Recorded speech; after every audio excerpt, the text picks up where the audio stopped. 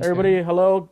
Welcome to In the Kitchen with Steve Campos. I'm your host today, and I'm here with the GOAT, Tom House, the man, the myth, the legend. He also caught home run, the record breaker from Hank Aaron, 715, right? I Yeah. heard you cheated a little bit. You knew where the ball was going. Well, I kind of had an indication. I knew where to guess. So that's just a matter of experience. Merry Christmas. It's good seeing you. Nice to see you, Tom. Real quick before we get started on these conventional myths, we still have people coming in. Tell us how you knew Hank was going to hit it there. Well, Henry, when he had trouble with hitting a certain pitch, he would take a pitcher that threw that pitch and they'd go to Diamond Six during spring training, and he'd work on that specific pitch for two or three times, two or three buckets of balls. So he had trouble with a left-hander that threw a screwball or a changeup that went away. So obviously I was the guy that went to field six with Henry. I probably threw 7 or 8 hours of BP over the years to Henry throwing the ball down and away off speed. And I noticed that whenever the ball was away and he hit a long ball, hit a home run, it was always to left center. So the night that he hit his 715th home run, he was facing a guy named Al Downing, who was just to the same thing I did, a little bit harder fastball, the same changeup and the same pitch away philosophy. So I knew if Henry was going to make contact and hit a home run, it was just like hitting off me. It was going to be in left center somewhere. So when we drew straws to where we were going to actually stand, everybody had their little 10-yard territory. Yeah. I got the 10 yards that were in left center. And I just crossed my fingers and hoped that if Downing made a mistake, he'd make it away or Henry could reach it and it would come right to me. And that's exactly what happened. It was like from the scene from The Sandlot. You just put your glove up and just landed in there. Yeah, well, you and I have talked off camera. Yeah. If I would have stood still, it would have hit me right in the forehead. Everybody talks about what a great catch it was. It wasn't. All I had to do was catch it just like we've done our whole life. The one thing that did get in the way, two things. There was Bill Buckner with the Dodgers, left fielder at that time, jumped as high as he could on the fence, and he almost got it as it was coming over the fence. And then right after I caught it, a big fish net from the guys above me from Georgia Tech had a fish net on a pole, and it swished just as I was taking off to run it back to home plate. The fish net went by. So the timing on both sides, if Butcher would have been a little earlier, he would have caught it. And the same with the fish net. But it worked out just great. All the way to home plate, gave it to him, and the rest is history. That's awesome. And I remember too, I think you mentioned before, if I remember correctly, wasn't there like somebody was offering a prize for the ball, right? Oh, yeah. I don't know if everybody online will remember the name Sammy Davis Jr. Oh, but he was a friend of Henry Aaron's. He was actually doing a show in Las Vegas at the time. And he offered anybody in the bullpen, if we caught the ball and gave it to him, he'd give us 25,000, use the ball in the show, get Henry to come out, and then give it back to Henry. But as it turned out, I didn't think about that. I just thought about putting it back in Henry's hands. Yeah, that's amazing. Amazing story. And then from there, you became the best coach of all time. Oh, you're so nice. I became a better coach than I would have been if I hadn't gotten interested in the science behind coaching. So that's why we're talking tonight. We're going to get rid of, did I hear conventional wisdoms? Yeah. So with the science, you got involved in the science. That you went Mythbusters, right? Oh, yeah. You started testing a lot of the conventional teachings out there and the way coaches teach. And which I still think there's still a lot of teachings out there that are old school, that we consider old school. Right? Exactly. And baseball is very resistant to change, which can be a good thing and a bad thing. But what we did is we took even the things I was teaching at the time, and we looked at them because we had this new technology called motion analysis, which the Mustard has provided in a cell phone for these people now. It was brand new to the coaching profession. So we started looking at what we were teaching through the eyes of 1,000 frames a second and movement. And we realized that some of the stuff we were teaching was a myth. that actually didn't work, and probably we should make some changes. And that's what got us going to where we are today. Perfect. So I have a list I came up with, some of the stuff I've heard along the years, and we'll go through it. If anybody has questions in the audience, please put it in the chat or go ahead and ask it in the question box. If you have any myths or you want to know if it's a myth or not, go ahead and just put it in the chat too. Good call. First one I see here, I heard this a lot: tall and fall. That from coaches, stay tall, fall down, create that angle, that plane. That was actually one of mine. I'll take credit for that. We figured that the taller you could stay, the more angle you would create coming down the hill. And the more angle you had, the harder it was for a hitter to pick it up. Well, as we found out, it's not so much tall and fall or drop and drive. Is can you find a posture and keep that posture all the way through your delivery? And it's getting closer to home plate and having the ball move and letting your arm angle determine your release point is more important than saying stay tall and fall or drop and drive. So again, just what we've actually been teaching with Mustard since day one: find a posture and keep it through the whole delivery. Your head should stay parallel to the slope of the mound. Every athlete is unique to himself, and the one common denominator is you want to find a posture and keep it all the way through the delivery. I think the key word you said there is everybody's unique, right? Yes. And I think coaches back in the day, there's still coaches out there. They want to do one teach for everybody, basically, right? Yeah, and that makes it easy if you want a cookie cut, but to actually get the most out of a youngster or an established pitcher, it's got to be unique to his signature, what he does to throw a baseball. Like we know if you keep your eyes level, I might be jumping ahead of you here. If you keep your eyes level, that's going to determine your arm slot. So little tricks that we've learned over the course of the year over the years that we can actually apply through the Mustard app are all coming to where it's actually making sense to everybody that pays attention. So with the arm slot, which is a big one, right? I've heard coaches growing up, it's like, oh, don't throw sidearm, you're gonna hurt your elbow. Right. Right. You have to have your elbow higher than your shoulder. Right. Right. And it's good intentions, but it's not necessarily the right teach. And again, what you look for is the one teach that helps the most people, specific to what they do when they throw. And if you want your arm slot to take care of itself, just keep your eyes level with a good posture all the way through your delivery. Yeah, because I remember, I think we talked about it at one point. When I was in high school, I was throwing over the top, I think a little too much now I think about it, and my elbow was just barking every time. Yeah, and that's because which I didn't know. If your natural arm slot when your eyes are level is like a 3/4 arm slot, and you have a coach that tells you to get on top, you're going to do this to get your release point up. And there's another number, and I'm sure that people have listened to us over the last couple of years. For every 1 inch of inappropriate head movement, it's going to cost you 2 inches of release point. So if your head goes up, down, away from home plate, or leaks off one way or the other, for every 1 inch that it moves, it's 2 inches of release point. So obviously you want to keep your posture and your eyes stable all the way through.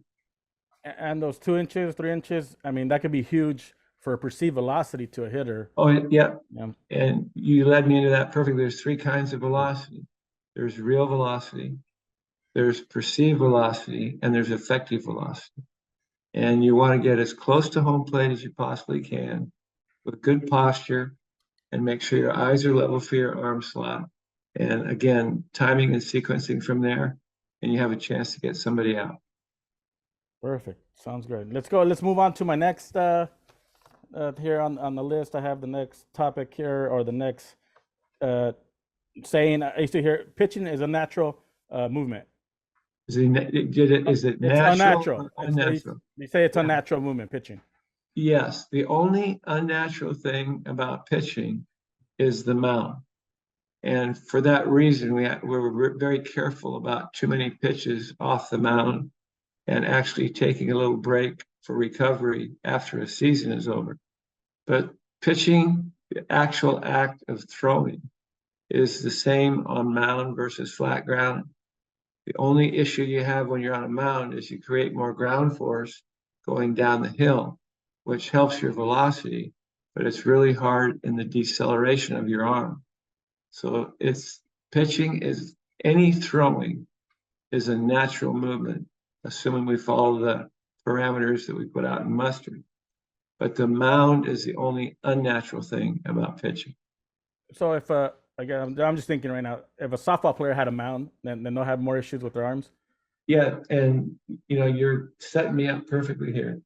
The reason that softball, fast pitch softball pitchers can throw 3, 4, 5, 600 pitches a weekend is it's all on flat ground, and gravity is actually helping decelerate their arm. When underhand throw, your arm is going up as the ball leaves your hand, and gravity helps you slow your arm down. Plus, it's on flat ground, so the acceleration and deceleration of the muscles in the shoulder are balanced off, and that's why a fast pitch softball can throw way more pitches than a pitcher can going down a mound. Perfect. Thank you.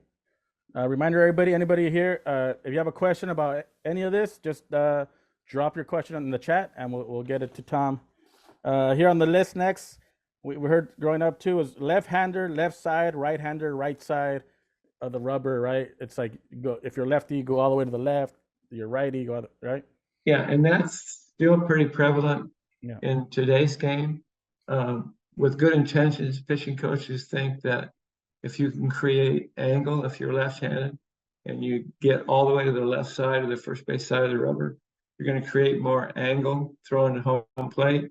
And it's the same is true from the right side for, you're going to create more angle if a right-hander gets closer to the third base side.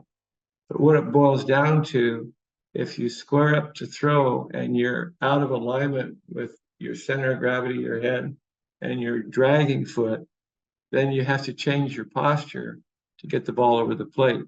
So what you want to do is arrange yourself on the rubber so that when you go through your normal delivery, whether you step straight across your body or you open up, you want to make sure that your drag line finishes middle rubber to middle of home plate, and your back foot is an indicator of where your head and your center of gravity is as the ball is leaving your hand. So where you stand on the rubber is a function of where your drag line is relative to the center line. And I'm sure if you've been paying attention to mustard the last few years, you want to keep your back foot on the ground so the ball is leaving your hand. Yeah. So you could be on the left side or right side, but as long as your drag line finishes in the middle, you're good to go. Yeah, and remember, your drag line is an indicator of where your head and your center of gravity is. Sure. And by virtue of the mechanics of the delivery, if you get all your vectors, all your core, your arms, your head going straight at home plate down that center line, it'll be a lot more effective and efficient. And with that, I also heard with the positioning to hook your cleat in front of the rubber, right? Make sure you hook it in there. There's Sandy Koufax, who was the guy I patterned myself after. He actually believed that if he hooked his cleat, his back cleat on basically the front side of the rubber, that he would get more push off the rubber. Well, the thought made sense, but the practicality didn't. If your foot is crooked on the rubber, your brain is going to panic when it comes to being able to balance as you lift your leg and get to your energy angle. He was able to overcome it. His numbers were awesome as far as effective and his ERA and strikeouts. Remember, he had to retire at age 32, 33 with a bad elbow. I'm not saying that was the way he hooked his foot in the rubber was the only reason, but it might have been one of the reasons that contributed to the extra stress on his elbow. So remember, you want to be as balanced as you possibly can in your set position. And remember our sequence of teach: big toe to arch, armpit width, knees bent equally, shoulders lined up with big toes, Eyes level, hands in the middle of your body, lift and get your fanny going as fast as you can forward. And as long as you're under foot strike in 1 second or less, the rest pretty much takes care of itself. Boom, perfect. With that, let's get to our first question from John here. What are the signs that your arm is getting tired? Okay, the first thing, we used to think that velocity was the indicator of fatigue. Well, now we know that the first thing to go when your arm begins to fatigue is your command, your location. So when you find yourself, you can still throw hard, your stuff is still good, but you're having difficulties locating, that's the first indication that you may be experiencing muscle failure or fatigue in your throwing. Perfect. Thank you, Tom. Let's get down the list here. Let's see. There's so many of them, Tom. So many myths throughout the years still being taught. Let's see. Let me see. We got the tall and fall. How about drop and drive? I always remember drop down, drive to the plate, use your legs. That's what I used to hear. Yeah, this was a Tom Seaver teach. If some of the young kids listening tonight or watching tonight won't even know who Tom Seaver is, but if you could Google his delivery, he was one of the best pitchers in the history of baseball. And on the way, in a stretch position, he was pretty stable and pretty balanced. But on the way, he would drop on the way to a point where when he released the ball, he would drag his back leg so hard on the ground he had to wear a knee, the knee pads that they wear in basketball and sometimes in football. He had to wear a knee pad to keep from tearing scraping his knee. He would tear through shoelaces. He'd go through shoelaces every 3 innings as his back leg was on the ground so long, but he dropped really low on his way into foot strike. And that was his interpretation of getting as far and as fast as he could. He actually thought you pushed off your back leg, when we really know, and we call it plantar flexion, leaping. You don't push with your whole leg. If you did, your back knee would straighten out as you threw the ball. The bend that you have in your knee in the foot strike is the same bend that you started with. It's your ankle that you go tippy toe with that allows you to push. The reason you feel like you're pushing with your leg is your thigh will actually, when you're trying to hold posture, your thigh is called upon to stabilize your whole posture. And it kind of feels like you're using your leg to push when you're not. You're using your whole leg to stabilize. You push off with your ankle. It's called plantar flexion. So so a lot of people still they have that feel, right? That it feels like a Yeah, push. it feels like you're pushing with your whole leg, but you're not. You're stabilizing with your whole leg and pushing with your ankle. So it'd be okay to still say like just push off, even though it's not really pushing. Um, That's where it yeah, gets you could get away with that, but push with your ankle, not push your with your knee. ankle. Yeah. Perfect. And with that, let's go to the next one, which is a big one. Growing up, don't rush. Take your time. Okay. Yeah, and this is one that I think we're finally getting recognized as maybe we're correct with this. Our number one priority as a pitcher is timing. You've got to get your whole body into weight transfer, into front foot contact in 1 second or less, or your sequencing and all the mechanical variables we talk about, balance and posture, lift and thrust, etc., are compromised. And the idea of staying back, don't rush, all those things that coaches teach to try to keep the throwing arm from lagging or dragging behind. If you have a late throwing arm, people thought you had to stay back even longer so your arm could catch up. But actually, it's just the opposite. A late throwing arm is caused by a premature front side rotation. Let me say that again. What looks like a late throwing arm is because your front side has left too soon, and it looks like you're dragging your arm through, when in effect, if you kept your torque, you kept your hip and shoulders separated and disassociated, then you would actually release the ball more efficiently out in front. So for all of us that have heard this for the first time, a late throwing arm is what they use to fix that. They say slow down, stop at the top, stay back, and let your arm catch up. It's not. Basically, if you get into foot strike in 1 second and you keep disassociation between your back hip and your front shoulder, then your arm will catch up and you won't have to worry about a late throwing arm. So don't over rotate too early. Yeah, you don't want to prematurely rotate. That's what caused you to have a late arm. So keep your torque and you'll be all right. Yes, sir. Another question from John here. What advice do you have for when kids miss location and get frustrated on the mound? Good question. Okay, well, it's okay to be frustrated when you're on the mound. And in competition, you really don't want to give a kid mechanical changes to make when he's trying to compete. But you can have this little mechanism in your brain. 99% of the time, if you're missing high and low, it's going to be your front side that is the issue. Your glove side is not swiveling and stabilizing. If you're missing right and left, it's your posture.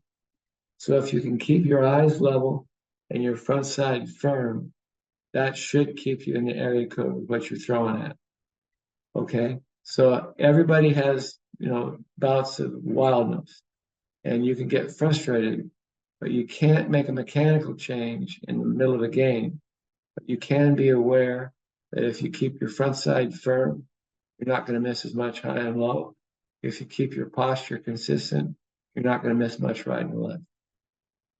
So that's how you screwed me up, Tom. When I watch big league games now, after I listen to you, I see pitchers missing right and left, down in high. Yeah. And I'll go back and I'll stop the recording and see this front side. And of course, there's always something wrong with the front side.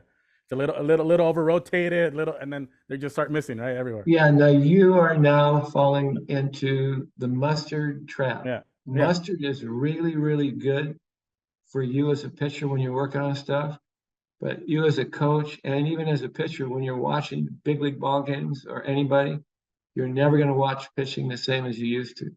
You're going to look at it through our model eyes, and you're going to be able to recognize things that 20 years ago pitching coaches didn't even see. So mustard has really helped us advance what we're looking at, and we just have to get more consistent with the teach to do the fix. I can't even watch a game as a fan anymore. I know. I'm like a coach. It messed me up. Yeah. So, but that's a good thing for mustard. Yeah. And it's same thing for the NFL games where I watch the QBs. It's they have a bad throw, right, or they miss really bad. And yeah. It's always like a front side issue, always, for the most part. Well, it's really cool to pal around with science, but it takes, if you're a fan, and you can see what needs to be fixed, even with these elite guys. And I should bring this up also. You can throw in the big leagues with inefficient mechanics. You can throw in the big leagues with lack of functional strength, but you're never going to be as good as you can be. You'll have risks of injury, and your performance is never be as good as it could be if you followed all the mustard app's recommendations. Perfect. Just use the mustard app, and you're on the right path. It'll set you in the right direction. Yes, it will. Perfect. Next question from Rich here. What about the notion that a blister on the tip of the index middle finger is a bad sign that the ball is being held too tight? That is also a fallacy. When you get a blister, it's usually friction between fingernail and a seam, or fingernail and something on the baseball itself. And what you have to make sure, everybody should look at your throwing hand middle finger right now. If you've got a point on your fingernails on the sides, if you have little sharp edges on the side, that will pinch and cause a blister. If you have a blister right in the middle of your finger, that's usually a seam that's creating too much, basically, friction. So the key to this whole thing is when you're starting your pitching and throwing progressions in the fall leading into the winter, you want to make sure that you throw and use the seams the same way you would do in games during the year. But build that callus up, not just in one game or one, bullpen, but have it build up naturally. You'll build a natural callus. If perchance you have a callus and you get a blood blister underneath, that's the one that usually causes the most issue. And that is the same basic thing. You've got a nice little callus that's been formed on your middle finger, but you, for whatever the reason, on a given day, you have a seam or a number of pitches that pinch and you get a blood blister underneath. That's the one that will cause you to miss, a week, 2 weeks, even a month. So what you want to do is make sure that callus builds up naturally. It doesn't get too big. And you always want to keep it moist. People think that when you have a callus, if you file it down and leave it alone, it'll be fine. Put Vaseline intensive care. Keep it just like your mom would do to keep her hands soft. Keep that callus soft in between games. And then obviously during a game, the callus won't pinch and rip and tear accordingly. Okay? Perfect. So Mythbuster Tom there. Right. Doesn't mean if you hold it too tight, you get blistered. All right. Next question here from John. Question we received before. A great question. How many pitches do you recommend a pitcher throw to warm up before a game?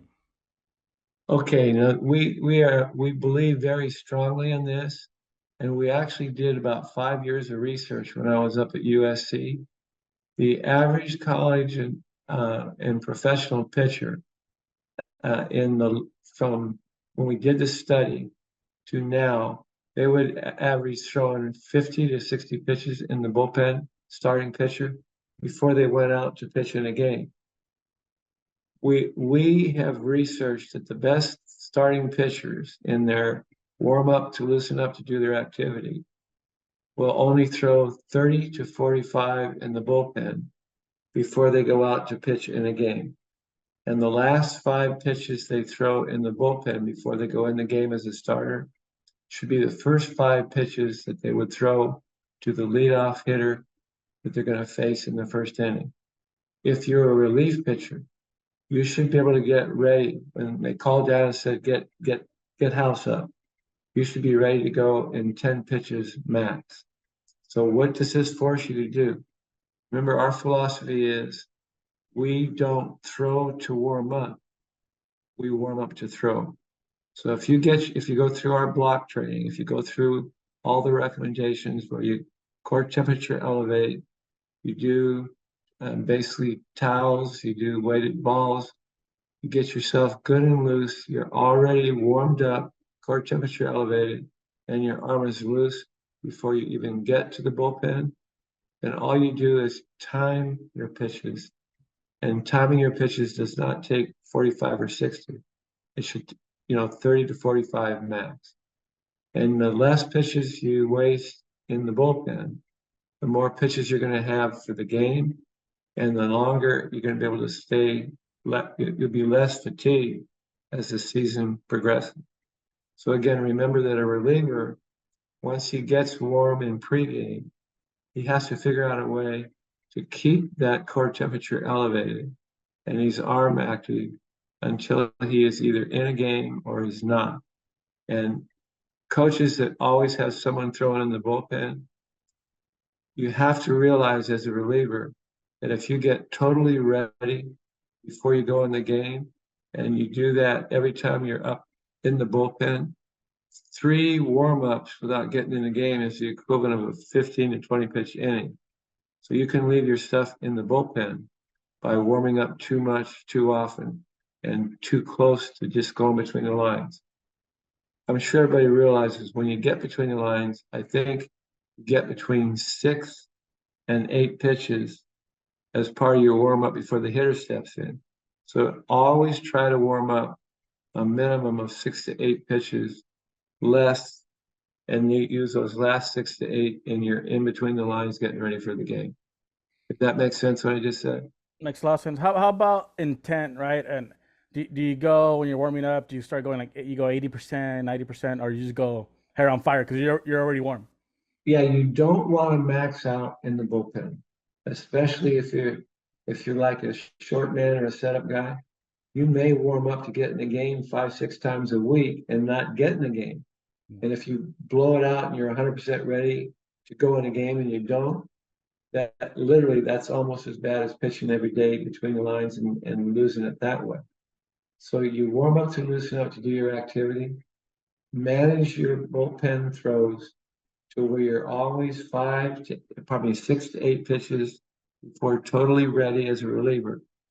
And then as a starter, 30 to 45, the last 5 you throw are the first 5 pitches you're going to throw when you face the leadoff hitter in the game. I see some pitchers that like to do running guns, right? When they're warming up, Yeah. to kind of speed them up. Yeah, that's a timing thing. And I'm glad you brought that up. One of the guys that amazed me for the length of his career, in between every inning, Noel would do a couple of running guns just to keep the timing and keep the aggressiveness of a weight transfer. So he would run a gun twice and then go to his 5 or 6 pitches, throw it down, and the hitter would step in. So you don't have to do that between every inning, but you can do that to keep the feel of timing into foot strike.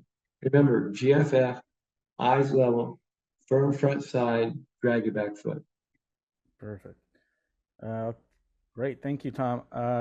Comment here from Frank. Myth, the prototype ace pitcher is 6'5", 225. That would be awesome if it was true. That's everybody's dream pitcher, because the taller you are, the more proportionate you are weight-wise to your body weight shift, the closer you're going to be to home plate, and obviously the more foot-pounds of energy you're going to generate to throw hard. But the ideal long-term pitcher still is that 6 feet, 6'1", 200-pounder that never had too much of a growth spurt. His levers aren't so long that if he gets out of whack, he's going to, stress a shoulder and elbow more. And remember that 6'5" pitcher that we're all looking for now. If you're 6'5" or taller, you're 3 years behind in your biomechanical development than a 6-foot pitcher that weighs 200 pounds, because you never have that huge growth spurt where you lose coordination. It's the baby giraffe thing. And those of you that have been around us, either with Mustard or the NPA, we know that the kids that are the tall, skinny guys are going to be late bloomers. They're going to mature a little later, and you have to be very patient with them, especially if they have arm speed without the functional arm strength to support that tall, skinny frame. I hope that made sense. Yeah. So you had the pleasure of working with Randy Johnson. He was 6'10", right? 6'11", monster. Yeah. So was he behind and when he started in the big leagues? That's why he had a lot of issues. Yeah, he had a great arm, but couldn't hit the broadside of a barn until he was about 27. And I think it was precipitous. That's a big word. It was precipitous that Nolan, Ryan, and myself were sitting in the dugout watching him in a bullpen when he was really struggling with his command when he was with the Mariners. And virtually overnight, we showed him a couple things, and the mechanical efficiency that he gained from that. Plus, I think it was just the right time where his nerves and his muscles started lining up that big, tall body. And he went from not being able to hit a target to where I think he finished the season averaging 13 strikeouts per 9 innings, didn't walk anybody. I mean, that was the beginning of his Hall of Fame career right there. But he was 27, which was about 3 years later than most 6 feet pitchers, 6 foot tall pitchers. Yeah. And they're when they mature. Yeah, today I was watching a clip. It popped up on my feed where he was giving Kenny Lofton a little chin music. Oh, yeah. And that was scary. As a hitter. Well, the reason he was scary is every once in a while, not every pitch, but about every 4th or 5th, he let one go that he didn't know where it was going. It's called being effectively wild. You really couldn't dig in and predict where he was going to locate a ball, because he would dot 2 pitches on the black down away and throw one behind your head. Yeah. Not on purpose. He was effectively wild. I see that with some pitchers now. I think they have a little too much control, right? Where they kind of don't want to throw inside as much. People get fired up. But it's like that's part of the game, I think, where you got to brush people off. You're exactly right. You have to be able to pitch in to win, in or in off. And this is one of the struggles that Jose Barrios had last year. When he made his mistakes, in the strike zone. You don't want to be wild in the strike zone. If you're going to be wild, you want to miss off the white part of the plate. So command is when, if you're throwing the ball away, you miss away. You don't want the ball leaking back over the plate. So if you want to be effectively wild, you miss outside the plate. You do not want to be be wild in the strike zone. There, I finally said it right. Perfect. Thank you. Let's get going down the list. Anybody have questions? Please drop them in the chat. Next one, I think it's a huge one. Don't stride across your body. Stride straight to home plate. That's still being taught, I think. Yes, it is. Yeah. And they want you to stride straight to the plate. Yeah. They want you to land on the ball of your foot. These are things that there are biomechanical imperatives and biomechanical inevitabilities.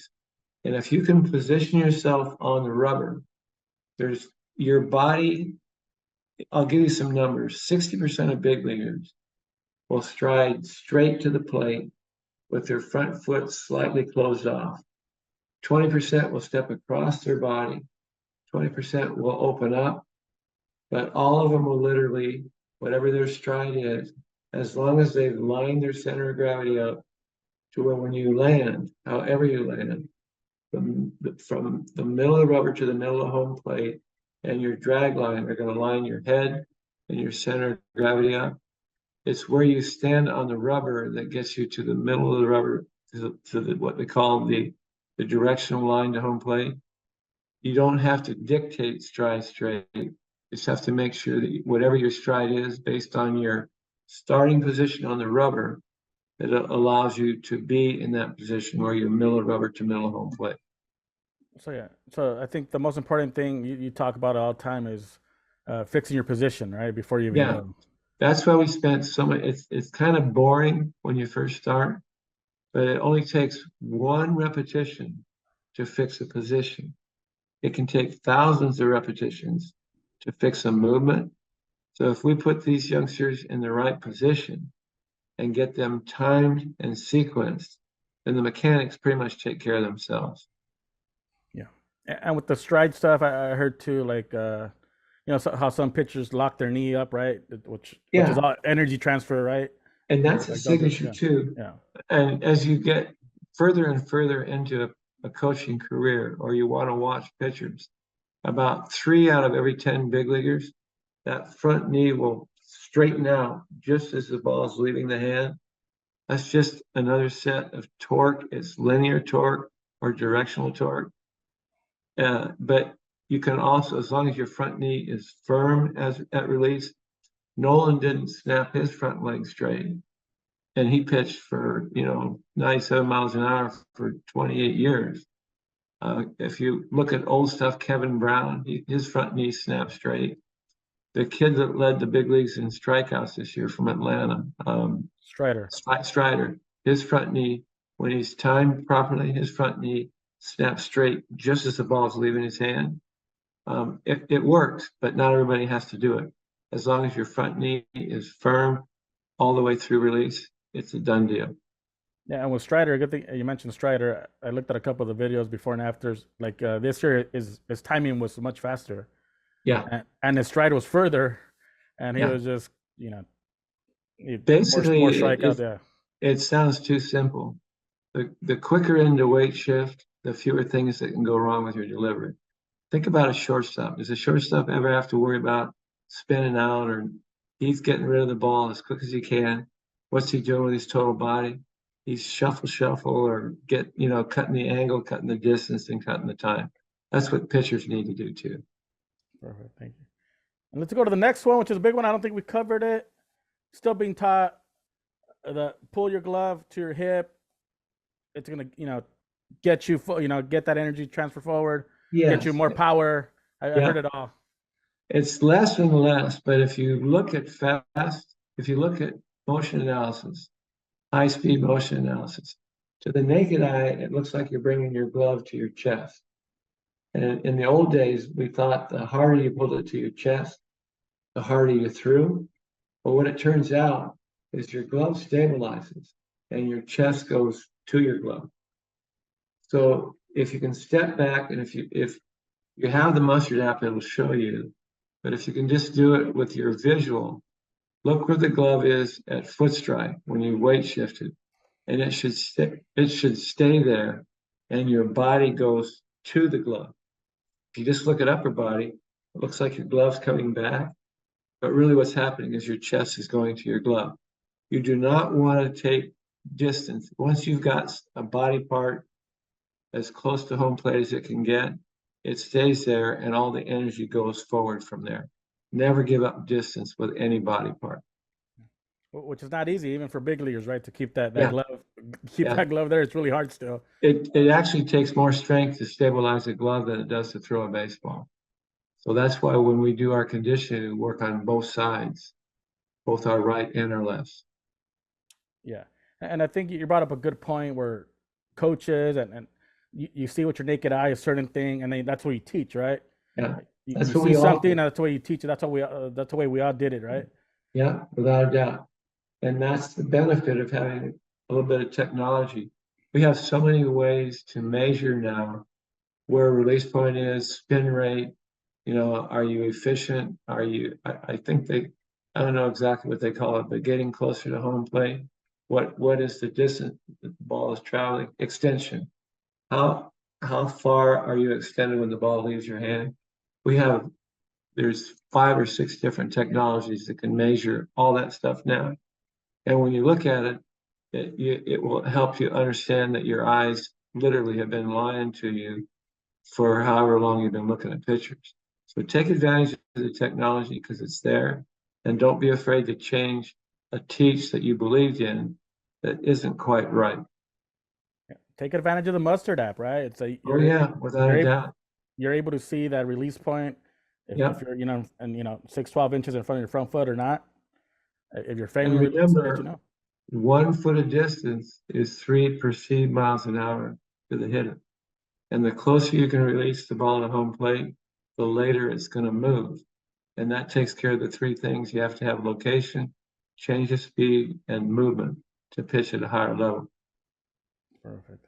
Thank you, Tom. A great question here coming in from Barry. How do you teach a kid to just go as fast with his delivery, even when throwing an off-speed pitch? I had issues with this where I throw an off-speed pitch and I used to like slow down. Yes, and people don't I don't think anybody totally understands the towel drill. But if you would put a towel in a kid's hand, put him on the mound, and have him go as far and as fast as he can, not even thinking about throwing, not even thinking about mechanics, just going as fast and as far as you can into stride. And with the towel itself, listen to the sound of the towel with a fastball, listen to the sound of the towel with a breaking ball, and listen to the sound of the towel with a changeup. And if the sound of the towel with all 3 pitches is the same across the board, and you're getting the same stride, you're not taking anything out of your arm. You're teaching yourself arm speed with 3 pitches, and then you can transition from the towel by itself to the baseball itself, and there's carryover in the teach. Thank you, You should, Tom. let me expand on Go that ahead. just a little bit. You should have 3 pitches that all look like a fastball as far as arm speed is concerned, but 2 of them are not fastball. One will be a breaking ball, and one will be a changeup. If you can throw 3 pitches to 2 locations, they all look like a fastball, and 2 of them aren't, you can pitch at the higher level. My fastball and changeup was same speed, Tom. Yeah, 78. and I understand that feeling too. I had 1 gear which was slow. That's what you have to figure out, but you can still go fast with your body, and you can trick them that way. And the topic of off-speed pitches, the one of the biggest myths. I mean, I still believe this until I talked to you and I was around you. The curveball's bad on your arm, especially on the youth level. Yeah, and it's still prevalent out there. But earlier, I think I can't remember who was asking about squeezing the ball. The one thing you have to do on a breaking ball is squeeze it as hard as you can. That will firm your wrist up. Curveballs only hurt the arm when you manipulate. You try to twist into release point when your arm gets sloppy, the ball kind of slops out of your hand. That's an elbow issue. If you squeeze it with with a firm wrist and you karate chop it with arm speed, it's actually the easiest pitch on your arm when you throw it because it's your slowest pitch. So all pitches thrown properly create the same basic stress in your arm. Believe it or not, the cutter, and I'll say this only because you should not let a youngster throw a cutter until he's 23, 24 years old, because it's a grown-up pitch. A cutter requires that you have breaking ball angle in your wrist and forearm and fastball arm speed, and that's a toughie. So be careful with a cutter, but there's no reason you could teach a 4-year-old the proper way to throw a curveball. And I would suggest going online and checking out what Mustard talks about with a curveball. Bury it, squeeze it, karate chop it, and throw it just like a fastball from there with the rest of your body. Yeah, if you want to find out more about the curveball, we have a great blog by Lindsay and Tom on teammstrd.com, and you can go check it out there along with all the other great blogs. Yeah, we're actually putting it out there, and it's being very well received. There are still segments of the baseball world that aren't quite convinced that we're onto something, but it's all science-based, it's all quantified and validated within confidence intervals of 97% within 2 standard deviations. So read it and weep, it's what they actually do. I also think we have some of the better teachers, some of the better drills, so that they can learn what the drills before they go to the mound and compete. Perfect. Thank you, Tom. Let's look at my list here, see what we haven't covered.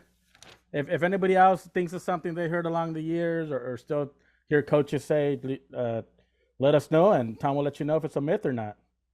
Oh, here's the big one. Don't short arm, right?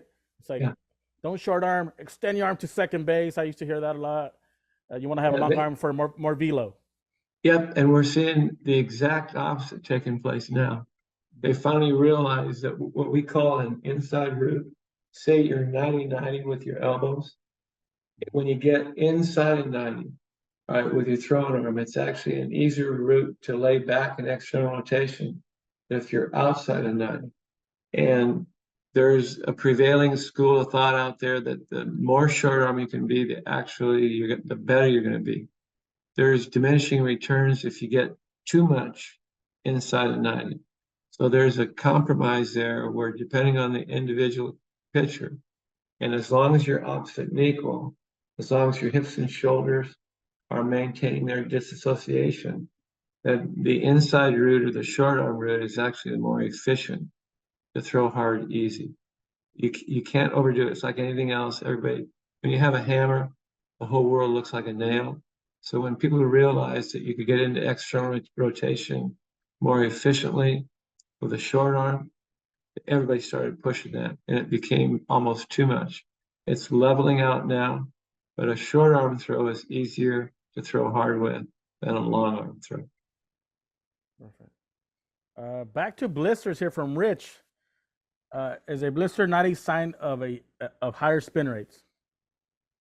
Yes, and that would make sense. And Rich was the one I think that asked earlier about, are you holding it too tight? Yeah. Blisters come from friction or hard tissue getting pinched, soft tissue getting pinched by hard tissue.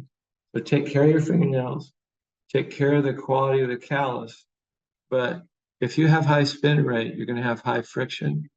And that's kind of, before they got in trouble with it, why did every pitcher that could possibly increase spin rate, why were they doing sticky stuff?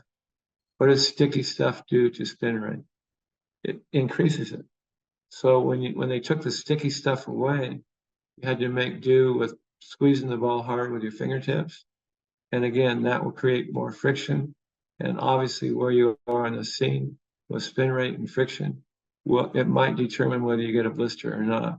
But if you take care of your fingernails, you take care of the moisturizing your skin in between outings, blisters shouldn't really happen. There we go, Rich. No more blisters. Thank you, Tom. Next one here, I can see here, have a loose wrist, right? That is here that have your loose wrist when you throw. And that we used to think, and I was guilty of it too, that wrist snap was the last piece of throwing, good stuff with movement.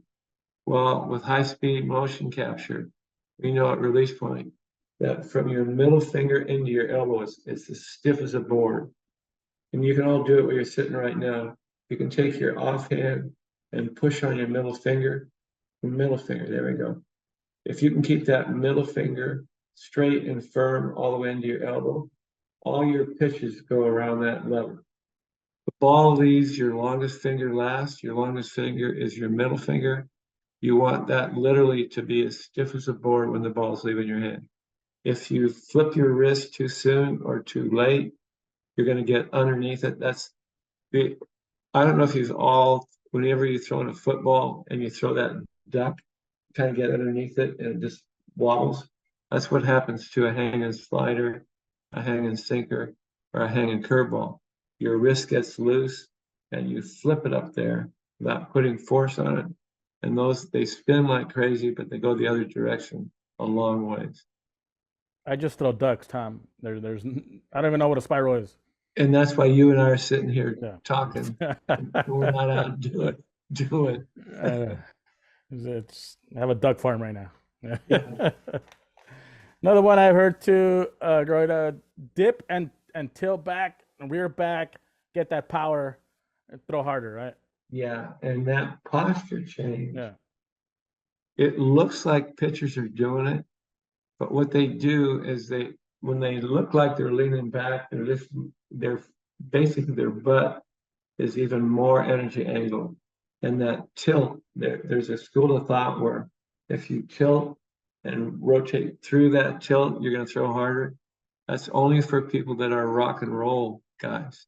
They're over the top. Their high three quarters are over the top. That rock and roll, it was you're in my generation's Don Sutton, but that only accounts for people that are almost true overhand guys. As soon as you start getting down three quarters, low three quarters, high sidearm, sidearm, basically twisting is more important than rocking. So there is some validity to a rock and roll guy if he's an over the top guy. But again, you can't, same thing with quarterbacks. If you lean back and your head gets outside the width of your stance, you never catch up. So you got to be able to rock and roll inside the width of your stance and time it accordingly as the energy's coming up through your body into the ball. Perfect. Thank you. I'll keep. We got probably like 5-6 minutes left. I'll go down to a few more I have here. If anybody else has questions, please drop them, and we'll try to get to those. Let's see. I remember this one.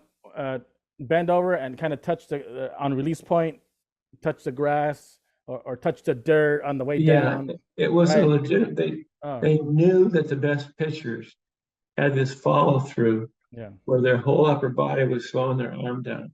So they thought if we can tell a kid to reach out and grab the grass after the ball leaves his hand, that it might help. It doesn't. How much influence do you have on a ball after it's left your hand? So what we saw with these kids that were taught to do that, they would throw and it would be almost a fake follow through. The easiest thing to remember about follow through is if you do all your pieces correctly, all your biomechanical imperatives, the inevitable will happen. Your follow through will be a direct result of what you did into release point. And there's a couple of checkpoints.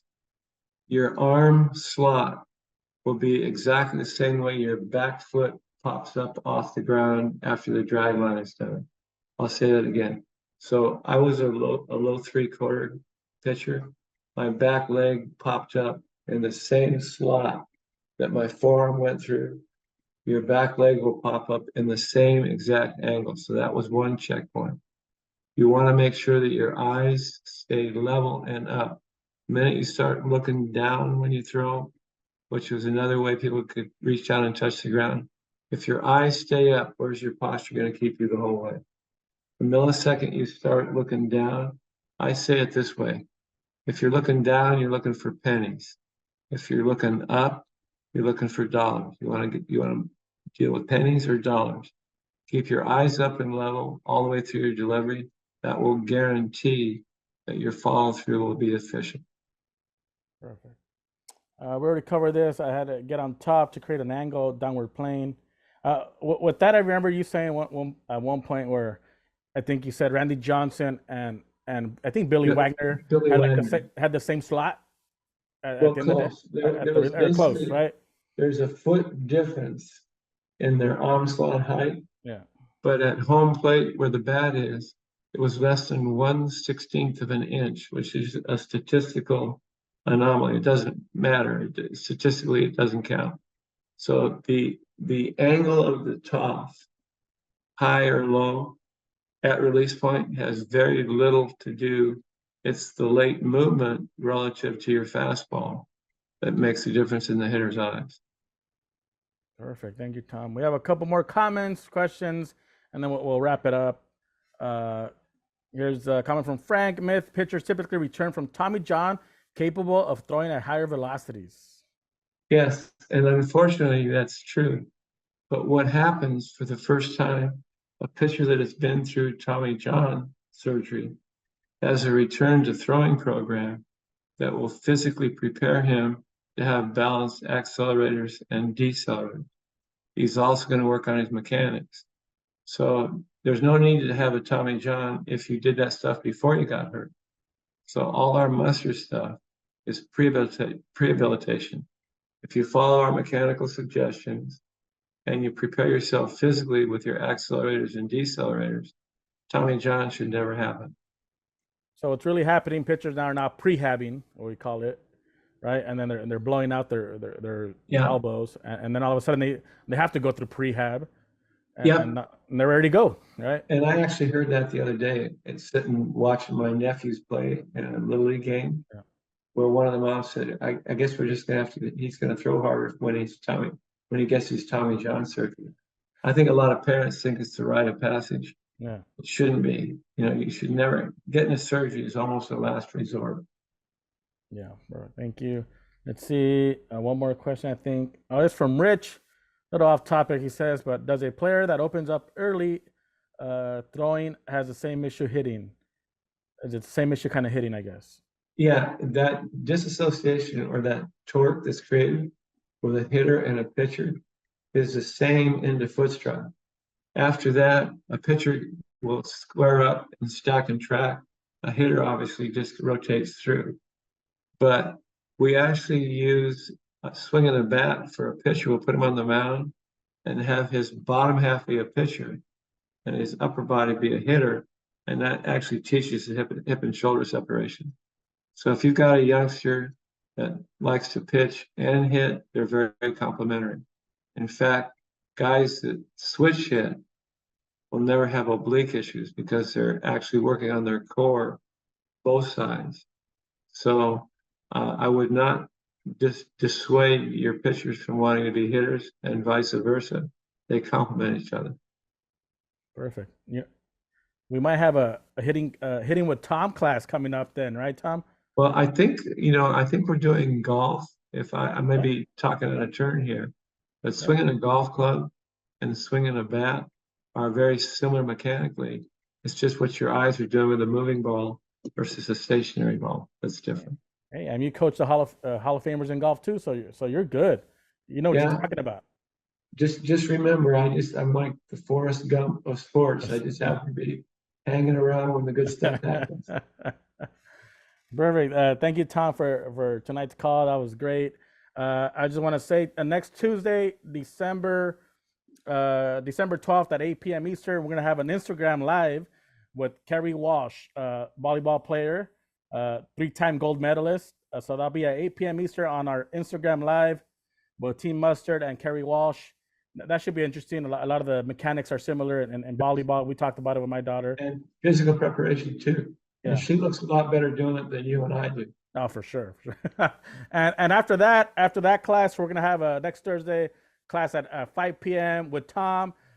He's gonna let us know how to come up building a practice plan for your pitchers. Perfect. So we'll do that next Thursday, Tom, building the practice plan for your staff. And I want to say good night to everybody. Thank you once again, Tom. That was a great call. We learned a lot. Thank We you, bust. Steve. Merry Christmas to everybody. Merry Christmas, everybody. Thank you.